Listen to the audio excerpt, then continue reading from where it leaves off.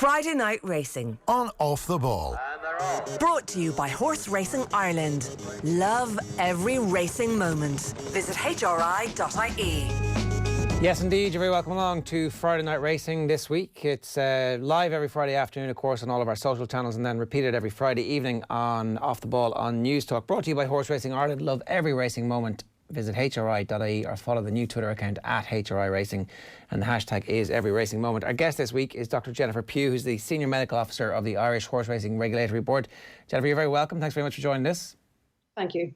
And also with us as ever is Johnny Ward, who's dressed up for Formal Friday, or else you just like this every Friday at home, Johnny, and we're casually catching you, discovering you like this. Yeah, I do this every Friday, Jerry. You know me, but it's as formal as I can get. I've gone for the kind of grizzled hack look. Do you remember the days where hacks look like this? Or they certainly do in The Simpsons, anyway. Yeah, you'd have the word press attached to the hat. What is the name of the hat? What is the name of the hat for you? Lorenzo. Oh, the hat has an rocking, identity. I actually I'm thought rocking. I meant the Yeah, type. you can of buy hat. this hat. Buy this hat. Your sales pitch went down there on the back of a dodgy Skype line. Give it to us again when the line comes back. You can buy Lorenzo. This hat is called Lorenzo. You can buy Lorenzo for how much? Negotiable, yeah. Looks like business. Hats aren't selling very well at the moment, you know, what with the coronavirus, but if this won't sell Lorenzo, I don't know what will. Okay, great. It looks like you got a whiskey sour delivered to you there as well. So things are going quite well for you, Johnny, this afternoon. Dr. Jennifer Pugh, you're very welcome. Apologies for the piratical takeover that we've just had from Johnny there. First off, somewhat impressed. I wish I'd got the dress code. Talk to us a little bit about what the actual gig entails as the Senior Medical Officer for the IHRB. What is your job?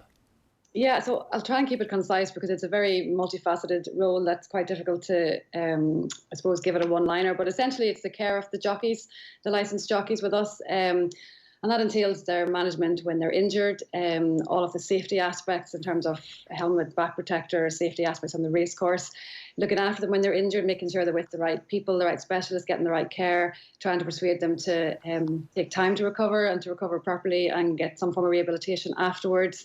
And then there are broader aspects like the jockey welfare. So we do a lot of work on their nutritional side and on their facilities on race day, trying to keep things as healthy as possible for them in order to make sure that they get the greatest longevity out of their career.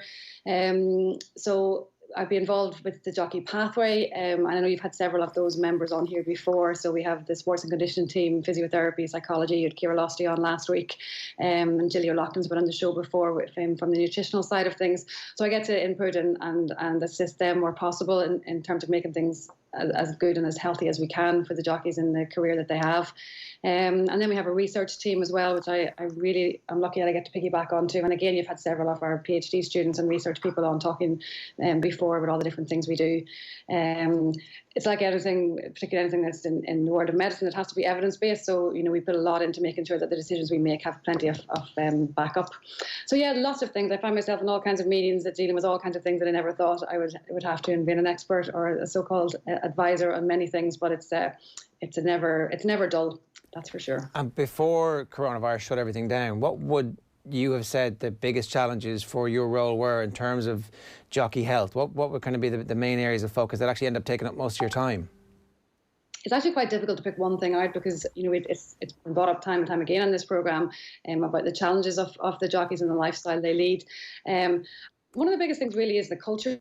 And I think it's with this before, that jockeys don't necessarily see themselves as athletes, and that can be difficult because they have to be horsemen and they have to do a day's work in and around trying to be an athlete, and it's very, very different to most other professional sports people and the hours that they work and the maintaining weight and then the subsequent mental health issues that we see with that. So there's not just one thing, because every single thing that I've mentioned there has a knock-on effect to the next problem or the next issue that a jockey might have, and how they cope with that and how they deal with that. So, but I think if we can get a shift in the jockeys, and it is starting to come slowly, whereas they're buying into rehabilitation, they're buying into psychology, they go to see the physiotherapist more often, but it's a lot of spoon feeding, you know, and a lot of really trying to get the mindset changed, that they do look after themselves and do treat themselves properly.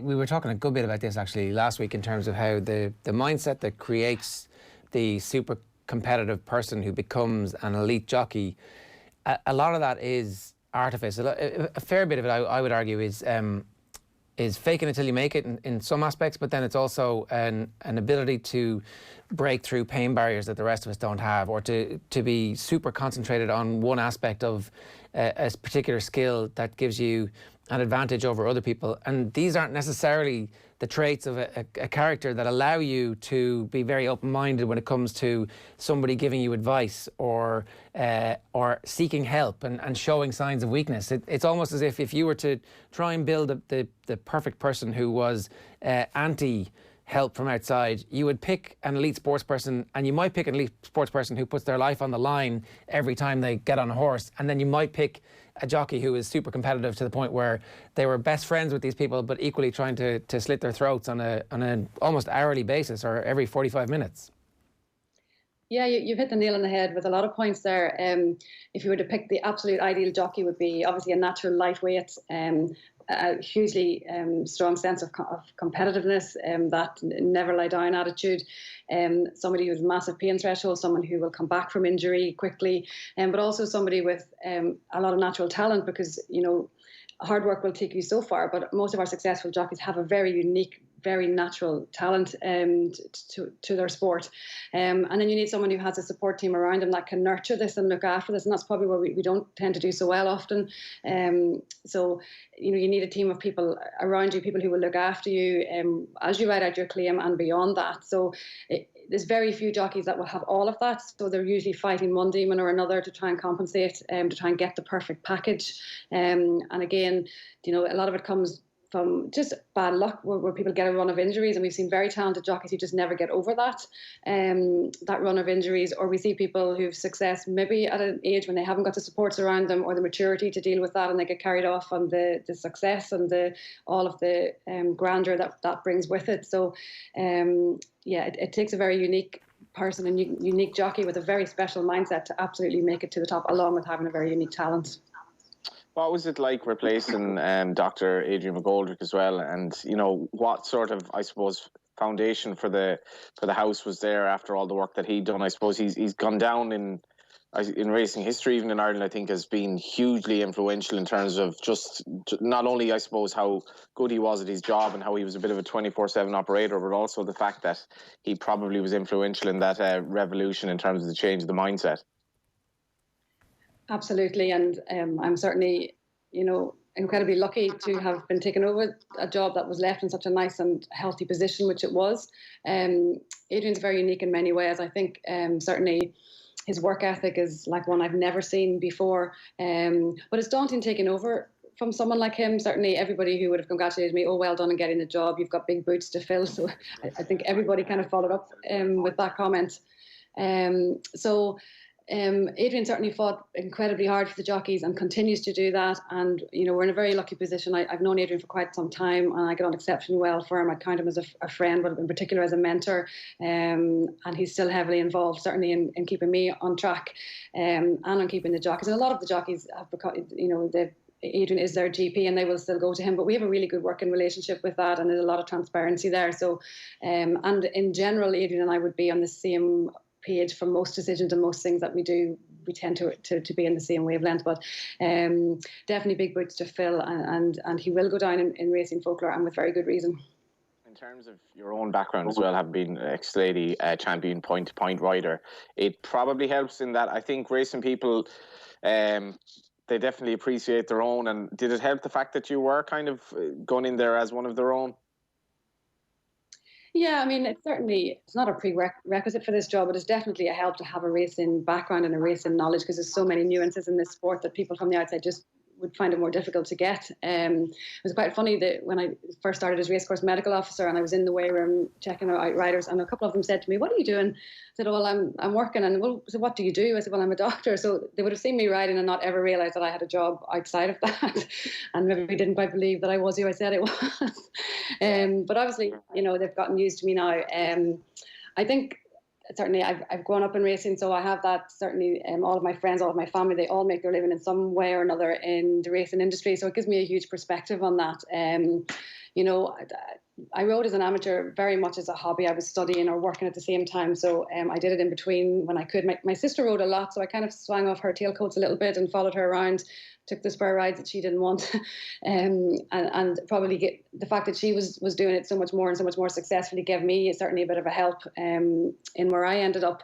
And I got in a good run, and I had a few winners. But, I had a few falls. I had a lot of injuries. I sneaked past the doctor on numerous occasions to not let them know I had a broken bone.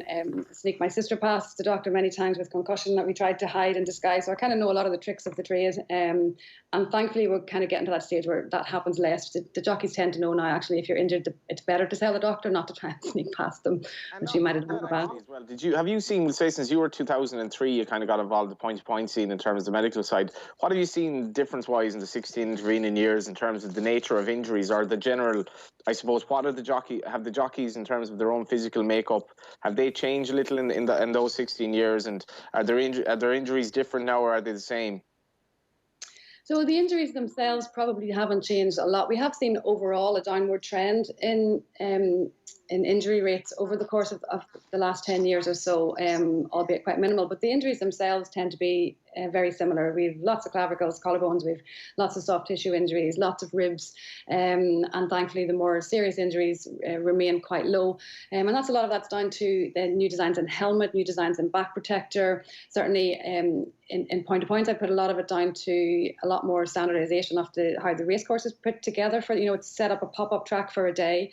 And I think huge credit to the clerks of the courses and the hunt clubs who produce safe ground, who make sure the track's laid out properly. There's a lot of consistency with the fences, which has improved the jumping, and the quality of horse and the preparation of horses going into point-to-points in particularly is of a much higher standard now. So very few people use it as a schooling ground. It's now that they come race ready and race fit. And I think that's probably contributed most to the safety aspect of point-to-pointing.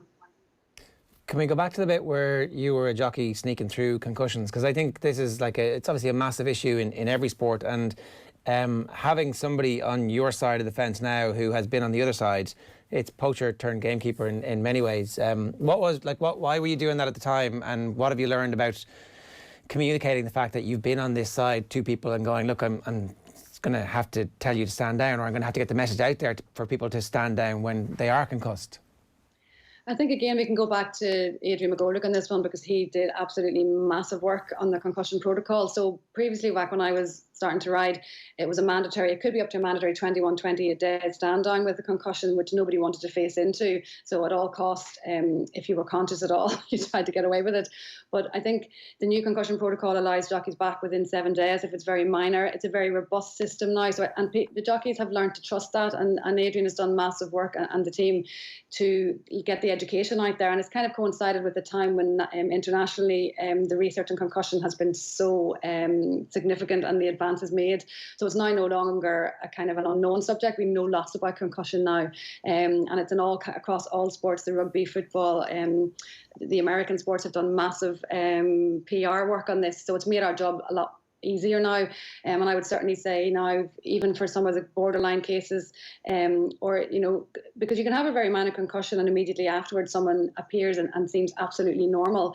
But I've even seen now where the jockeys might come back after half an hour and say, I'm just not quite right, whereas before they would never have volunteered that information. So I think it's a lot about trust. They know that we're making the call for the right reason, and they're starting to look after their heads. They're changing helmets regularly. So the whole ethos around it has completely changed, and our understanding of it has. But like I say, back 20 years ago, if you were looking at 3-4 weeks off, it was devastating for a jockey at that time, and there was no way to overcome that. Once you were deemed concussed on the track, full stop, you were gone. Yeah, so it's a culture shift. And you're talking about a culture shift as well with all of the other stuff. How close are you to getting to a point where it's not spoon feeding and it's actually an entirely, they see you guys as help for them to be better professionals? Yeah, I mean, I think for the most part we are definitely getting there, even with the senior riders. What can be a help, or what is a help now with the new licensing course, so all new apprentices and conditional jockeys taking out their license do a course, a 2-day course, and they get an early introduction. So the physio, they get a physiotherapy assessment with John Butler, our physio. The dietitian Gilly O'Loughlin speaks to them. The sports and condition team Wayne Middleton speaks to them. Ciara Losty, who you had in last week, speaks to them. So they have an introduction on that very initial stage. And I think then what will be rolled out from that is annually like a CPD, a continued professional development for apprentices, whereby they will have to engage with each of the each of the pathway experts at least once or twice every year. So it becomes normal, it becomes something you do, whether you have problems or not, you see the psychologist once or twice a year, whether you have difficulty or not, you get your weight assessed with the dietitian. So it's that input at a really early stage where hopefully the current generation of apprentices will just, it'll be a normal, natural thing to look for help, accept that help, and realise how much better you can do from that. On the concussion issue, Jennifer, do you think that we've gotten to the top of it across sports in terms of how to deal with it when it happens, but also sort of long term? Because I would still be I'd be concerned that in some field sports, particularly maybe rugby, that there's still maybe not quite taking it seriously enough in terms of the potential long-term ramifications. And that's what my main concern would be. Like, do we know enough about the dangers of concussion and repeated concussion in terms of your long-term potential negativities? Yeah, I would totally agree. I think the main thing about what you said there is that there's still so much unknown about concussion. I've had a talk recently with Dr. Michael Turner, who's a former BHA medical advisor, and he's a fabulous man doing fabulous research on concussion. But overall, concussion was only given it a name or an actual diagnosis 18 years ago. So in the whole grand scheme of the world of medicine, 18 years is a really short period of time, and really most of that research has been done in the last 10 years. So I think there's a lot of work to be done in a lot of sports. There's continuous improvements needed in our sport. I think the most important thing is vigilance and education. And we certainly, as a group of doctors on the course, have become much more acclimatized and much better at picking up the concussions, particularly the subtle ones. But we're used to doing it. We're seeing it every day, and we know our population. Whereas if you're a doctor for the day at the sideline pitch on an underage match somewhere, you don't have that luxury of knowing the people that you're working with. You may not have a team around you who are particularly interested in this, and that's the problem in a lot of sports, particularly at that professional level. And if you move it up a step from the underage games and you go to a competitive match where you cannot afford to lose that one member of a team, so there's massive pressures on there. But still tons of work to be done. And in fact, the concussion conference was due for Paris in October of this year, where we did expect a lot of changes to come from that, and unfortunately it's been cancelled for 12 months due to the travel restrictions that we expect to still be in place. But there will be changes, including for our sport, no question. It's interesting you say that as well, because we all have this image of the player on the sideline who's absolute, it's 70 minutes into the game or whatever, he's the MVP, he needs to get back on the pitch, the coach wants him back on the pitch, and you almost have this image of the coach and the doctor kind of having a fight over what's the right thing to do. But is it black and white in racing, like that's it, you're not riding in the next race? Yeah, fairly at this stage, yes. Again, I think there are individual cases, and certainly a few years ago it might have been a problem. Particularly the trainer might be knocking the medical room door, looking ex-jockey to be weighed out for the next race. But again, I think racing people, in fairness, they're very receptive and they're very aware of the need to look after the jockeys. And really, there's very little kickback from anybody, trainers or owners. If we say there's a concussion and they're out, they're very accepting of that. Which we're lucky. We're lucky we don't have that standoff between a team coach like some folks. It is a different relationship, though, obviously, because the jockeys are essentially all sole traders. They're the ones who will make the decision whether or not they're going to go and race, and it can be as black and white as I'll be able to make my mortgage payment this week if I ride in that next race, but if I don't, I won't be able to. Yeah, and I think again we're kind of lucky in many ways that all of the doctors that we have working on the racecourse as medical officers are all racing people, and again, it's not a prerequisite for the job, but having an understanding of that and an understanding, particularly where they might be financially and why they have that drive to come back, to either not get stood down or to get back as quickly as possible. And so, while it is some things that are very black and white, there are other cases where we might just say, look, just finish up for today and we'll reassess it tomorrow, particularly in the middle of a 2 or 3 day festival when they really want to get back and you're going. But I would say, in fairness to the jockeys, they work really well with us. The days of them having a tantrum or stomping out or having any kind of a dissent is really gone. I think there's really good relationships with all of the doctors, and they know we're on their side. They know we're not there to catch them out. We're not trying to, there's no one there trying to do them any harm. We're only after, and and Adrian definitely was again behind that kind of shift in the relationship between the doctors and the jockeys, of making sure that they knew, we're on your side and our aim is to keep you racing as healthy and safely as possible for as long as possible.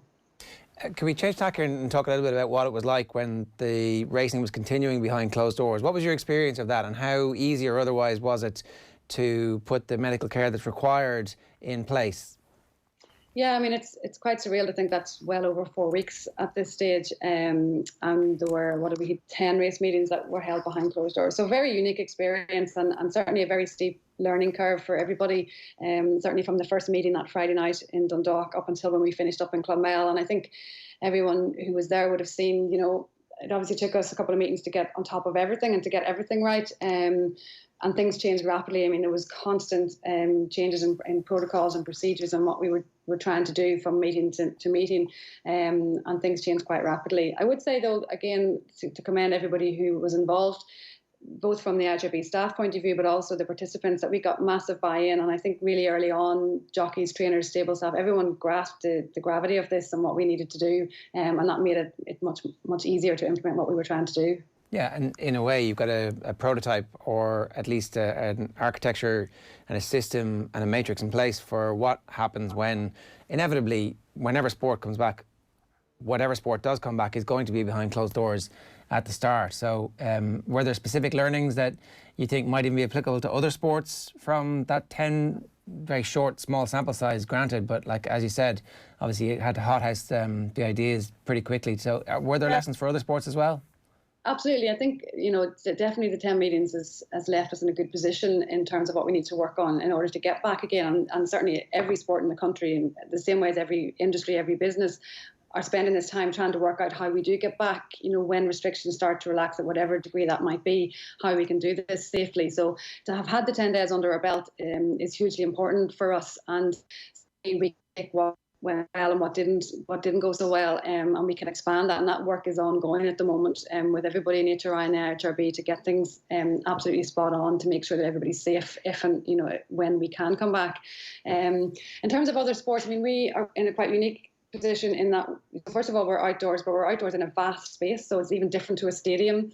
We've got acres of site on a racecourse, and we've loads of buildings that we can use, because when you take out the general public and the bookmakers and the bars and the restaurants, there are loads of different areas that we can use to make sure that we can do social distancing, whereas other sports, once you have your players and that in the pitch, there's no room for anyone else after that.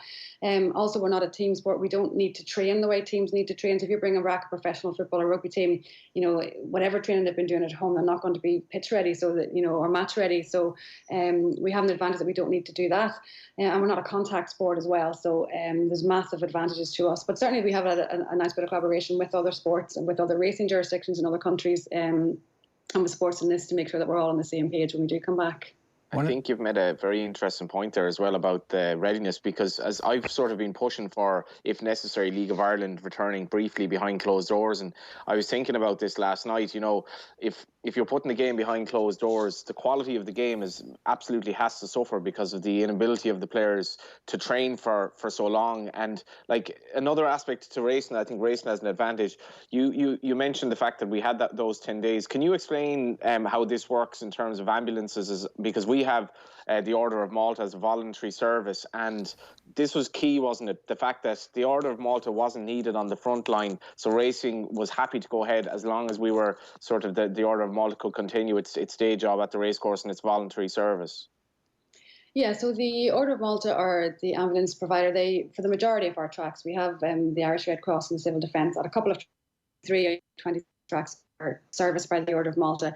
So they are a voluntary organisation who have a fleet of ambulances across the country, and they do most of our work. So they also do lots of other community events, 5K runs, football matches. They're across a lot of different sports. And up until the time that we raced, they were still on standby for the HSE or the National Ambulance Service at that time. And so we're more than able and willing and happy to continue servicing the race meetings. And in the intervening time, they have since been called up to varying degrees, depending on their location. So some of the units have been helping out at the testing centres, distributing the swabs. Some of the teams have done a lot of community work in terms of delivering food and medicines and packages to people who are cocooning. And they've done a lot of kind of non-urgent national ambulance transport of non-COVID patients as well as COVID patients. So they've been called up to varying degrees. But as it happened, I had a phone call with their senior management team last night, and they are already beginning to be kind of stood back down again as thankfully things haven't gotten to quite the numbers that might have been anticipated at the start of all this. So they are from racing point of view, are ready to go at whatever point we're ready to go when government restrictions lift to whatever degree that happens, or when that happens. They have a massive fleet of ambulances, they have a massive fleet of volunteers, and we're very lucky in racing that we have the use of the Order of Malta and all their expertise, and particularly locally, they know the racetracks, they know the people, they know the hospital setup, and they're an absolute diamond organisation. With pressure, it's a pleasure to work for them every single day we go racing. But that certainly made it possible for us to continue racing up to the 10 days. And when we do come back, it's really important to stress that at no point have we ever been draining other medical resources that might ever, have been needed for the COVID response from the HSE. And I think it's important the point you make there, that because racing was seen as something of an outlier because it had gone ahead. But from your perspective, you're not coming from this from a racing perspective. You're coming from this from a dual perspective of knowing what's necessary in terms of the medical crisis at the moment. But from your perspective, racing behind closed doors worked well. Yeah, I would agree with that. I think we can certainly stand over the social distancing side of things at the race course. And when we go back, we absolutely will, because we've had time to sit down and think about that and tweak things, whereas we were kind of very much making decisions each day before racing. But in terms of social distancing, you need it's the smallest number of people for the shortest period of time at any given track. And, what we asked of people and what we asked of the jockeys kind of goes against most of what I'm normally vying for. I'm normally looking for the best facilities, the best nutrition, all of that. But on a race day, there's no access to the weigh room. The jockeys are in and out, that minimal contact to get your saddle weigh out and leave again. We had a one-way system going for weighing back in again. There were no showers, no saunas, no areas where anybody could congregate. And we opened up vast areas within the stands if jockeys needed somewhere to change, where they would go into and be able to keep, meters apart from their colleagues, never mind 2 meters. And a lot of them used their cars in between racing. And the same for the trainers. They came to the door of the weigh room, they were handed out the saddle, and they went off again in the stable yard to see them, that everyone, and we have markers all over the track and the stable yard as well, to make sure that people were staying apart. And we tweaked a lot of our procedures in the veterinary unit as well, to make sure that any contact with any person would be minimal. And that's what allowed us to keep going for the 10 days, along with the fact that we had available ambulance services and we had available doctors to service things. I do think when we stopped, it was the right time to stop. It was at that point in that horrid graph that we were on that upslope, and I think we stopped when we needed to.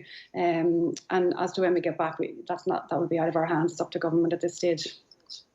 Yeah, it's just that, I think a lot of people would have had those concerns. Certainly when people are talking about Premier League matches coming back and the amount of medical staff that would be required for all those games if they were happening simultaneously, there was the concern about some drain on the NHS resources. But I think the point about the Order of Malta is well made, and you kind of answered that query that people would have. In terms of the geographical spread of when certain units of the Order of Malta have been called up or being stepped down, would that dictate perhaps that racing might come back in certain areas of the country quicker than in other areas, or actually would that be largely irrelevant in terms of if the government makes the decision that it can come back, then most tracks would actually, on the basis of the 10 days that you've had, be able to facilitate successful and safe racing? Yeah, from an ambulance point of view, the Order of Malta, and they do this anyway on numerous occasions, depending on their availability, that a unit from a different part of the country would travel down to cover another meeting. So they have given us that commitment that won't be a problem. They have volunteers and they have enough ambulances. And if it means bringing one from a different geographical area, that won't be an issue. The Order of Malta are a volunteer organisation as well, and obviously no one can fundraise at the moment. There are no events on for any income, so our work for them is vitally important as well, to keep them to keep them on the road. Like I said, we're extremely lucky to have them and to have their level of commitment. A reminder, Friday Night Racing is brought to you by Horse Racing Ireland. It streams live every Friday afternoon on all of our social channels at 3 o'clock on YouTube. The best place to get it is offtheball.com. And then, of course, every Friday night it is on the radio as well. Our guest this week is Dr. Jennifer Pugh, the Senior Medical Officer of the Irish Horse Racing Regulatory Board. Your day job, though, I guess at the moment is obviously working with the crisis. How did that work out for you? So you very, very busy with trying to make sure that all the protocols are in place for racing stops. What happened next for you? Yeah, certainly there was a shift when racing finished from the kind of not the mayhem, but the busyness of making sure racing was able to continue and that the right decisions were being made. And then once that stopped, what do we do? Where am I needed? And I think most doctors in the country who ended up finding themselves in non-essential roles were quick to and more than happy to sign up to whatever or wherever they were needed. So a colleague of mine, actually another racecourse doctor, Dr. Ciara O'Carroll, had been moved from her role in GP into a GP-led clinic in the Mater emergency department, and they were looking for another GP. So I've been in there a few days a week along with Ciara. So I suppose the one thing that's really overwhelming when you do go into a hospital setting is to see just how well prepared they've been. I wouldn't have had much experience in the Mater Hospital. I never worked there before, but it's been absolutely phenomenal to see just how prepared they have been and how prepared they are, and that this plan has been going on for months and months, right from January in the Mater and hospitals across the country. So yeah, it's been challenging, no question. You're particularly to be back in a hospital setting and to be dealing with an illness.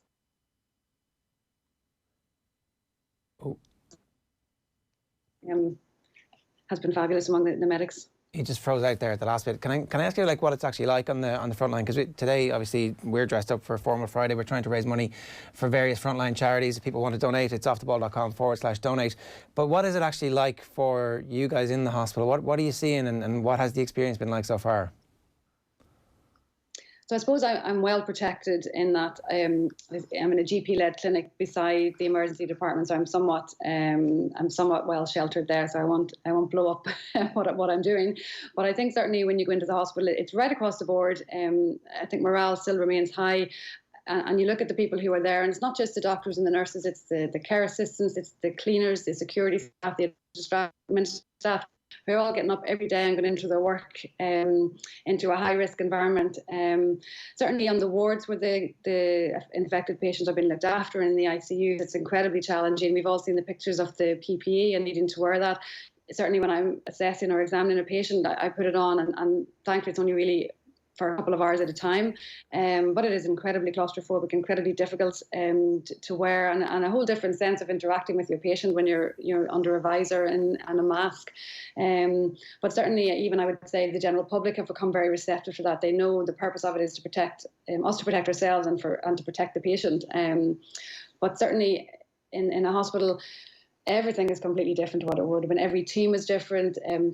Doctors have really had to move out of their comfort zone, as have nurses, and work in departments and in areas that they maybe wouldn't have been normally working in. But they have absolutely stepped up to the mark and really blown this out of the park. To be honest, it's fabulous to see it in motion. Yeah, when you talk about morale, I think when you start to see the impact and the talk about the curve being flattened.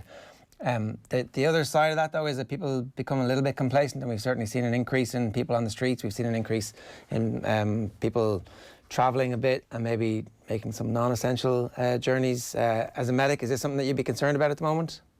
Yeah, I mean, I think we absolutely have to stand by what we've been asked to do. This kind of sense that things have gone well for us, that we haven't hit the levels that we've seen in other European countries, and that's really only because we have absolutely done what we've been asked to do. And as a society and a population, we have to be commended. And I think everyone has really played their role in that. But as has always been the fear of when do you introduce lockdown, when, how long can people do it for? And certainly as the news gets a little bit better in terms of the transmission rate, there's no doubt there's complacency setting in. And you think, oh, well, I'll just pop down to see my neighbour, or my kids might just play together, or I might just pop over to see my grandmother or whatever. And certainly, there is data come out in the last few days in terms of the Google and the Apple information that we can see people are on the move a lot more. We still have a good 10 days until the 5th of May, and I think people really, challenging and horrendous though it is for some people, keep our heads down and get through this period of time, because if we get to the 5th of May and there's any slight increase in that transmission rate between now and then this will just go on for longer, and there'll be no choice for that. So I just implore and plead that everybody just keeps doing what they're doing. Yes, we can prepare and get ready and make all the plans in the world for what might be coming after the 5th of May, but we need to do that under the restrictions and with no exceptions. As well, Jennifer, in terms of the jockeys and mental health, the PFAI have kind of suggested that it is affecting some players. And if you were a jockey that went into the lockdown period sort of struggling for winners and, in bad form and sort of trying to put things right, this obviously rendered all that obsolete. And is that something you're conscious of, that, jockeys' well-being could take a little bit of a hit? Yeah, no question. I mean, we've spoken at length on this show and in general about the challenges that jockeys face. And there's nothing more challenging for anybody in life than uncertainty. And we are absolutely in the throes of the most uncertain times that we've known in terms of when racing will go back, how it will go back, as well as all of the other, the financial implications. There's certainly people who obviously have lost loved ones, who have people who are unwell at this time, who are, have all kinds of challenges, even just if you're at home trying to homeschool your kids or trying to look after an elderly relative. So, take aside the racing aspect of it or the aspect of a sports person and just get through life at the moment can be incredibly difficult. And then you add in the pressures that they're facing and the uncertainty of coming back. So I know you had Ciara Lostry on last week, and she continues to do fabulous work with the jockeys, and we try to reach out as best we can at this time remotely, but to try and offer as much support as we can.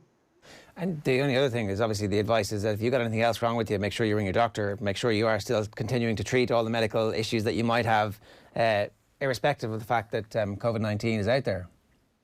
Yeah, and I think that's a really important thing, and probably something that we're going to see pushed and encouraged more, because there's no doubt that people have stayed away from hospitals.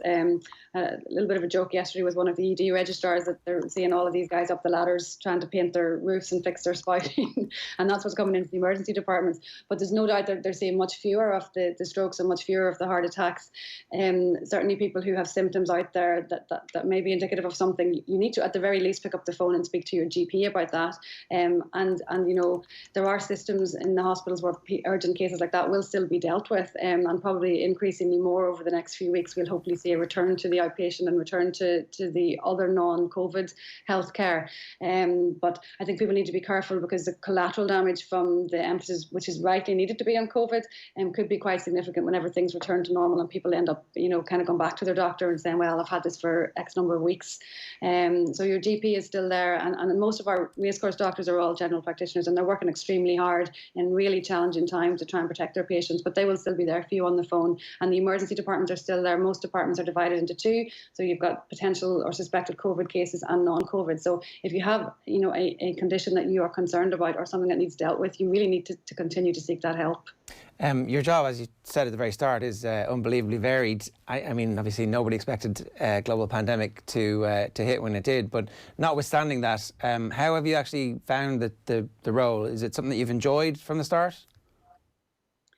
Yeah, I think, I've said this a lot to people. If you can, I'm doing my hobby as my job, essentially. I've been going racing primarily in point-to-points since whatever age we were able to go, along with my family at home, and continued right through that. And, to get involved in the sport that you love at this level, it's kind of a privilege for me that I get to do and get to fight hard and look after a group of people that I have huge admiration and respect for, and to work with the other people in the racing industry, again, that we all have that common interest and that common love for the sport, which is what's really important in this, and it doesn't make it seem like work.